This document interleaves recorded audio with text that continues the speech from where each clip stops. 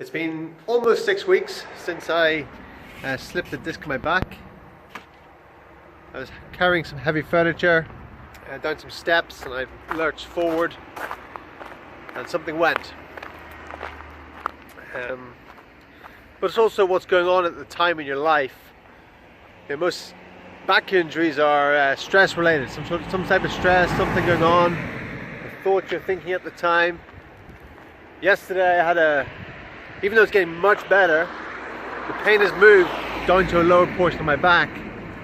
And yesterday I just had a massive spasm out of the blue. Boom! Floored me completely. Lay there for a while thinking, what happened there? Because it had been getting so much better, then suddenly just like whack, like someone had stuck a electric cable into my lower back. Like I'd been tasered or something, you know? And then I started thinking, what was I thinking at the time? And at first, when my brain says, nothing, you weren't thinking anything. So I kept on meditating on it. And sure enough, a thought came up. A stressful thought about something I was stressing about came up. And that's what I was thinking about when that happened. So anyway, you know, so the causes of these things go much deeper than just an actual physical movement or injury or something like that. They go right deep down into the emotions and the personality being out of alignment with the soul and things like that, you know, once you get into the core of it. But on the journey to recovery, it's a journey, you know, where you gain wisdom. So it's never a bad thing. Getting an injury is never a bad thing. You know, if everything just went perfect in your life, you wouldn't learn anything. You wouldn't get any wisdom. You know, it's when things don't go the way you want them, that's when you get to ponder. And when you ponder,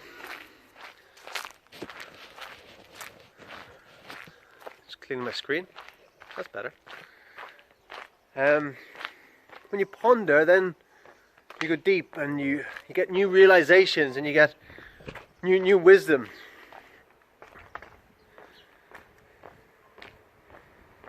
And so far, you know, one of the greatest, I think, advances forward on my journey to recovery, because I said 6 weeks, that's it. 6 weeks I'm going to have this taken care of. It's almost 6 weeks now. And we're about 90% there, I think. One of the things is a book I was reading called The Journey. And I talked about it in the previous video. Brandon Bayes, and I believe that has advanced my recovery quicker, more than anything. Reading a book. Imagine that, huh? So things happen on many levels. You get realizations. But today, I thought I'd walk. Instead of getting in the car and driving, I thought I'd walk and loosen it up. And walking is great for the back and great to recover back injury. You have a back injury, you don't need to be resting, you need to be walking. You need to walk, you need to move that energy. You get that circulation, but you need to walk correctly as well. There's correct ways to walk and there's incorrect ways to walk. So when you walk, you don't want to be taking big steps, you want to take smaller steps. Be light on the feet, no hard bangs where it sends a shockwave up for your joints. Be light on the feet, take short steps, and the great secret is to relaxing the hips. That's the great secret to walking, is where you relax your hips, and when you take a step forward, your hip goes slightly forward with that leg, and then when the other leg goes forward, your hip goes forward as well.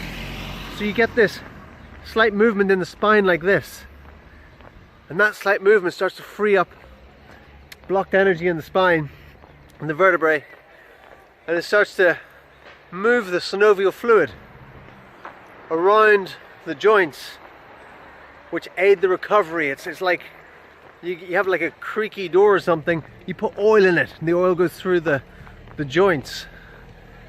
When you walk, you're oiling the joints in your vertebrae when you walk. And when you walk correctly, that's when you really do it. Because you can injure yourself from walking incorrectly. So be conscious of how you walk. Be light on your feet. take smaller steps and relax the lower back, relax the torso, relax the hips, and you'll actually, your pace will actually lengthen slightly when your hips relax. You're taking a short step with your leg, but because you relax your hip pushes forward and it actually lengthens your step slightly. So there's a slight paradox there. You're shortening your step, but by relaxing your hips you actually lengthen it again.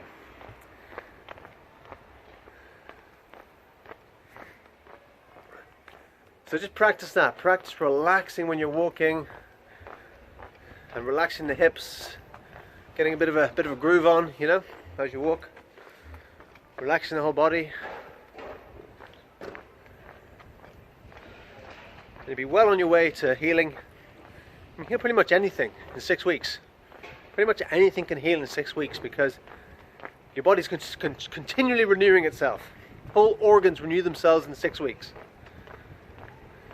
About 6 weeks. Sometimes 3 months for stubborn things, but about 6 weeks you can heal pretty much anything in the body with the right mindset, the right doing the right things for your body.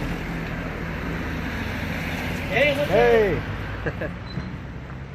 Got fans everywhere, you know. Thanks for watching. See you next time.